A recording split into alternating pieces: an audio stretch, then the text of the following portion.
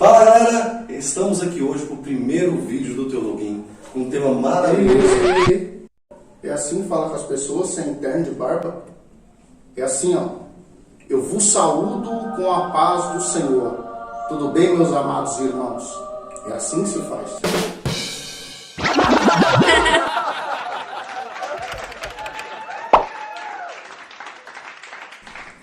Fala galera, tudo bem com vocês? A paz do Senhor, amada igreja.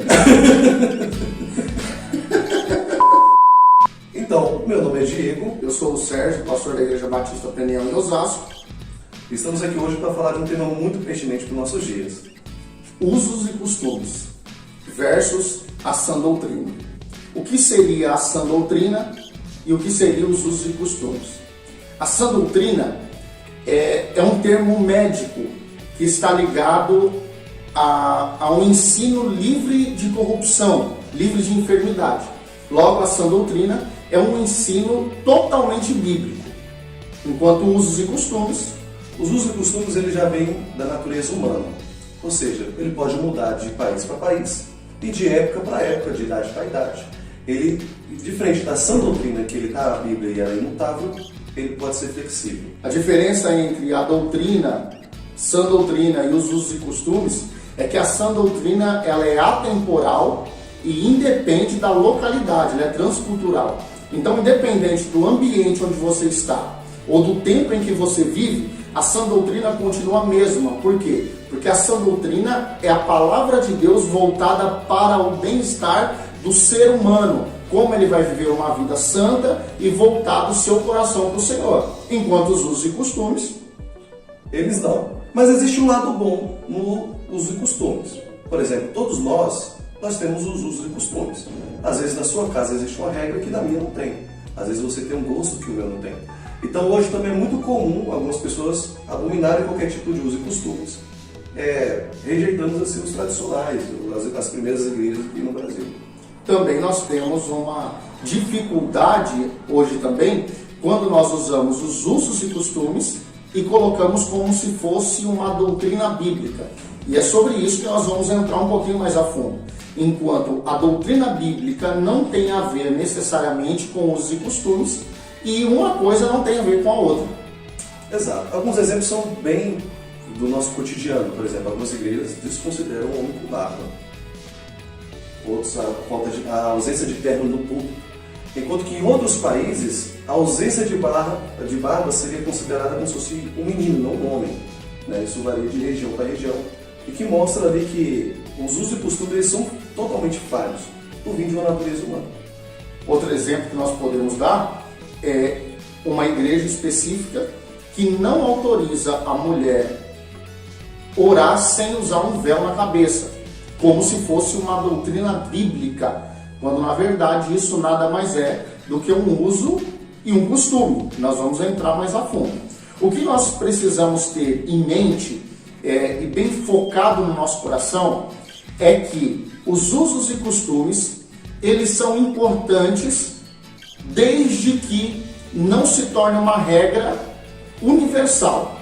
Ou seja, não está errado uma igreja que crê no terno e na gravata como uma ética para se ministrar a palavra de Deus.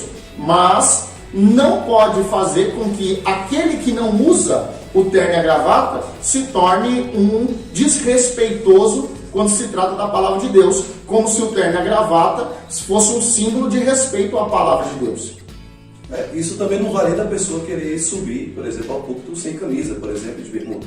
Então tudo é uma questão de uma linha, entre o que é ético e o que não é ético do nosso tempo. Agora nós queremos dar alguns exemplos bíblicos para vocês. É muito importante nós entendermos que a palavra de Deus ela precisa ser lida como um todo. Porque se nós tirarmos versículos isolados, nós vamos criar uma doutrina achando que ela é sã doutrina, mas não é. E um exemplo disso é sobre a igreja que obriga a mulher a usar o véu na cabeça. Quem escreve isso é o apóstolo Paulo. E a ordem do apóstolo Paulo é para uma igreja que estava localizada na Grécia, aonde existia prostitutas cultuais. Então, as prostitutas cultuais, elas não usavam véu na cabeça. Quando o apóstolo Paulo dá uma ordem de comando, dizendo, vocês, as mulheres usam véu, ele está dizendo o seguinte, eu quero diferenciar vocês das prostitutas. Então a ordem de Paulo é uma ordem específica, é uma ordem direcionada a uma igreja por um sentido, por um local. Contanto que o mesmo apóstolo, ele vai escrever várias cartas, como para a cidade de Éfeso, como para a cidade da Galácia, como para a cidade de Roma, e nenhuma dessas cartas ele dá a mesma instrução. Por quê? Porque o problema do véu era um problema específico de uma igreja local. Isso, então o motivo é simples. Deveríamos diferenciar nosso templo dos outros templos. Então, se nos outros templos as prostitutas não usavam véu, no nosso templo as mulheres teriam que usar o véu para diferenciar um templo de outro. É por isso que está escrito daquela forma. Um outro exemplo bíblico que nós podemos dar também é sobre o apóstolo Paulo falar sobre as mulheres não poderem falar num culto. Por exemplo, as filhas de Filipe, a Bíblia diz que eram profetisas. Como é que você profetiza calada? Eu acho que o que vale destacar também é que a mesma carta que ele manda as mulheres não falarem, na mesma carta, no capítulo 11, ele fala que existe profetisas na igreja. Então você vê que para o mesmo povo ele está falando, mulher não fala, e para o mesmo povo ele fala, tem profetisa. Existe profetisa calada? É impossível. Logo nós entendemos que aquela orientação de Paulo tem um porquê. Isso nós chamamos de exegese bíblica. O que é uma exegese? É quando você entende o que está escrito, para quem foi escrito, por que foi escrito. Quando escreveram, qual era a real intenção daquele que escreveu. E do tempo que ele escreveu. Existem coisas que a cultura muda. Hoje a gente está no país tropical a quilômetros de distância daquele país. Numa época totalmente diferente. Um exemplo que eu cito, né? Hoje aqui é normal a gente ver algumas igrejas que exigem, como exigência, o terno é gravado para os pastores e sem a barba. Isso no Afeganistão seria inaceitável. No Afeganistão você teria que usar toda aquela túnica e ter barba, porque isso é característica de homens. E ainda mais assim, a gente não consegue nem saber de onde tirar a ideia de que não pode ter barba, uma vez que todos os homens da Bíblia usavam barba. Pelo contrário, quando Deus quis mostrar uma vergonha para o povo de Israel, ele mandou o profeta raspar a barba. Então, raspar a barba era um sinal de vergonha. Então, tudo isso é muito interessante nós apontarmos e mostrarmos para vocês que nós não estamos aqui também desvalorizando ou desmerecendo as igrejas que colocaram como um costume o terno, a gravata e o homem sem barba. Nós respeitamos isso e entendemos, mas nós queremos deixar claro dentro desse vídeo é que isso não é uma doutrina bíblica, isso é um costume, isso é o que nós chamamos de usos e costumes, e não de sã doutrina. E o grande perigo daqui é a gente acreditar que os usos e costumes transformam as pessoas. Não transformam. A única coisa que pode transformar a vida de uma pessoa é justamente a sã doutrina. E é aqui que está a diferença. Quando você bota na igreja várias regras e trata aquelas regras com muito rigor, a ponto de quem não cumpre aquelas regras está em pecado, você considera como um pecador, você só está contendo a pessoa. Você não está mudando o caráter dela. Um exemplo que eu dou, por exemplo, é que uma mulher de mau caráter, mesmo que a igreja não permita que ela use a calça, ela vai sensualizar de vestido. E do outro lado também tem os homens. Mesmo que a igreja proíba mulheres de usar camisa mais à vontade, usar calça tudo, esse homem, quando ele sair da igreja, ele vai pecar. Porque ele está fora daquele contexto. Então isso não mudou o caráter dele em nada. E o foco deixou de ser uma transformação de caráter para ser um cumprimento de regra. E quando o apóstolo Paulo escreve à igreja de Roma, no capítulo 12, ele diz: e não vos conformeis com este mundo, mas transformai-vos pela renovação do vosso entendimento. Qual que é a orientação do apóstolo Paulo? O seu entendimento dentro da sã doutrina vai transformar você, vai deixar você uma pessoa transformada. Qual foi a oração sacerdotal de Jesus para os seus discípulos? Que eu não oro para que eles saiam do mundo. Né? Então, assim, esse contexto é que a gente tem que viver uma vida aqui santa. A gente está aqui, está misturado, mas estamos separados. Bate novamente na questão de uma mudança de caráter e de mente. não de uma questão de uso e costume. Então nós vamos ver com facilidade, não generalizando e contextualizando um geral, um universal, mas nós vamos trazer isso para o individual. Nós vamos ver com facilidade pessoas de terno e gravata, mau caráter, e pessoas sem terno e gravata e tendo bom caráter. E também nós vamos ver uma pessoa que não usa terno e gravata, mau caráter, e uma pessoa que usa terno e gravata tendo um bom caráter. Então, a intenção não está na roupa que você usa, mas na transformação que você recebeu. O quanto a palavra de Deus, que é a sã doutrina, invadiu o teu coração. Porque eu creio que existem princípios de Deus, que quando a palavra de Deus nos transforma, ninguém precisa botar uma regra em nós, como andar e como se vestir. Porque logo nós vamos ser automaticamente moldados pelo Espírito Santo de Deus. E uma pessoa que é levada pelo Espírito Santo, ela vai fazer de tudo para caminhar de uma forma onde ela não vai escandalizar o seu próximo. Exato. Eu particularmente não consigo ser contra os usos e costumes. Se você está numa igreja que existe esses usos e costumes e ela não fere a palavra de Deus, não há problema nenhum você respeitar. Eu particularmente estou na igreja onde se levanta para ler a Bíblia, em respeito à palavra de Deus. Isso não fere a própria Bíblia. Mas existem aqueles usos e costumes que ferem realidades bíblicas, como aquelas pessoas que têm visão, onde não se pode usar brinco, não se pode usar batom, e eles têm uma visão do inferno, onde Jesus disse especificamente para eles, onde eles vão tentando argumentar de uma forma ou de outra que aquilo é pecado. Então eles transformam um costume em uma verdade bíblica. Eu acho que na década de 90 isso se propagou muito, né? Pessoas que foram no inferno e é até interessante porque o povo ia no inferno e quando chegava lá no inferno estava cheio de gente sem boca. E aí, Jesus, o que é essa pessoa sem boca? Jesus me disse que era gente que usava batom.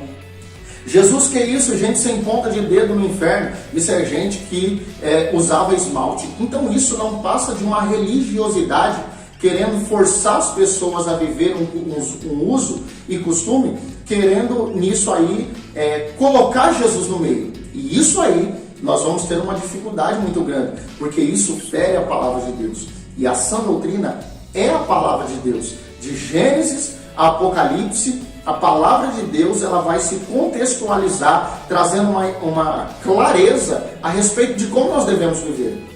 Exato. E lembrando que todo o foco da conversa é mostrar que a santidade ela não é uma aparência, ela é algo interno. Então, logo que tudo que você usa de roupa, de vestimenta, ou do modo que você fala, não indica que você é uma pessoa santa, nem que é uma pessoa que está totalmente ungida ali por Deus. Pessoas, como o pastor falou, de mau caráter pode fazer isso. Isso é imitar uma unção que talvez a pessoa não tenha. Usei terno, estou bem com Deus. Isso não quer dizer absolutamente nada. E não sei se isso caberia, mas vale nós lembrarmos que hoje uma das classes que mais tem destruído o Brasil é a política. E a coisa mais comum são os políticos de terno e gravata. Então, dentro desse papo ainda, eu quero deixar algo bem claro, né? Que você está dentro de uma igreja de usos e costumes não te dá o direito, ouvindo esse vídeo, de andar da forma em que você acha que deve andar. Não dá.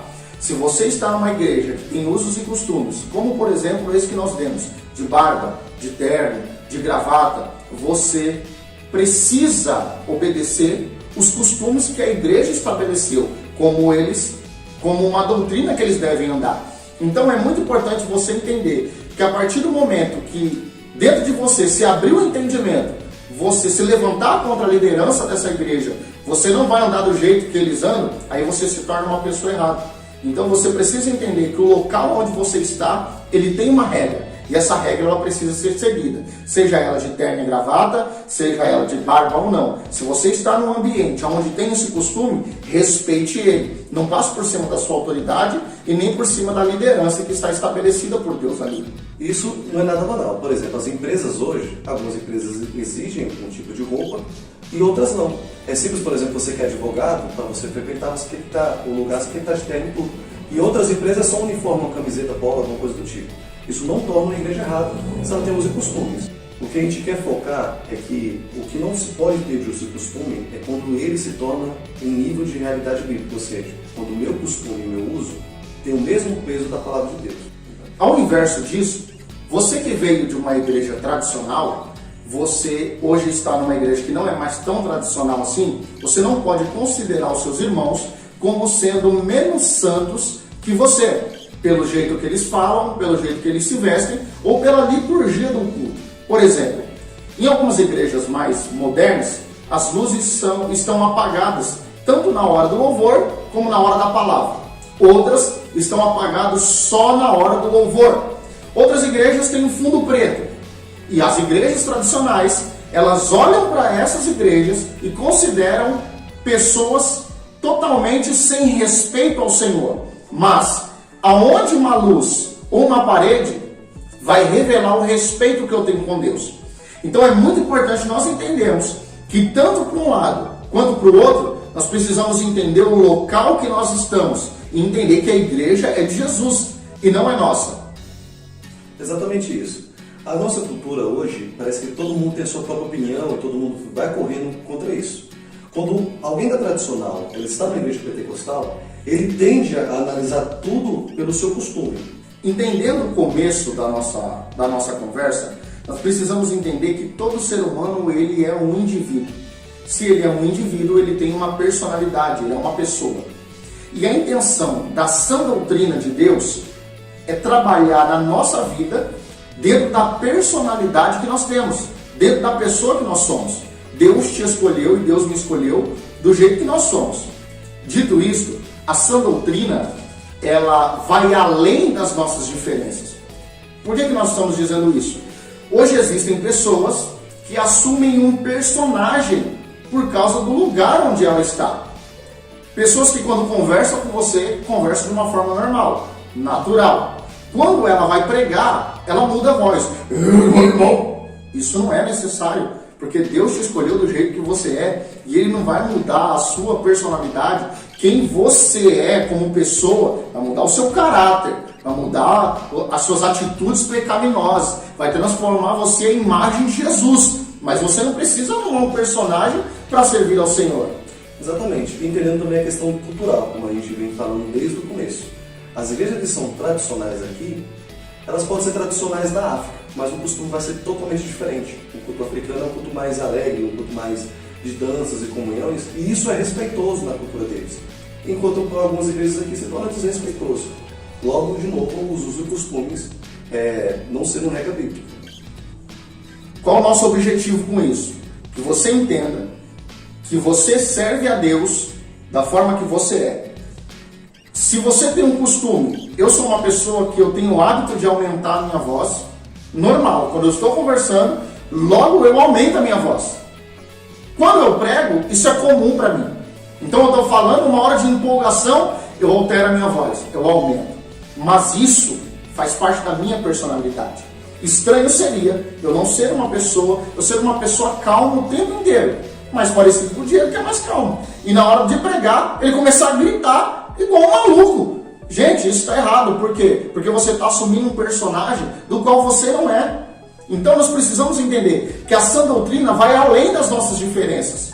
Deus vai nos usar da forma que somos, do jeito que somos. Rasgue a sua garganta. Por quê? Se eu não rasgar a minha garganta, eu não sou um adorador?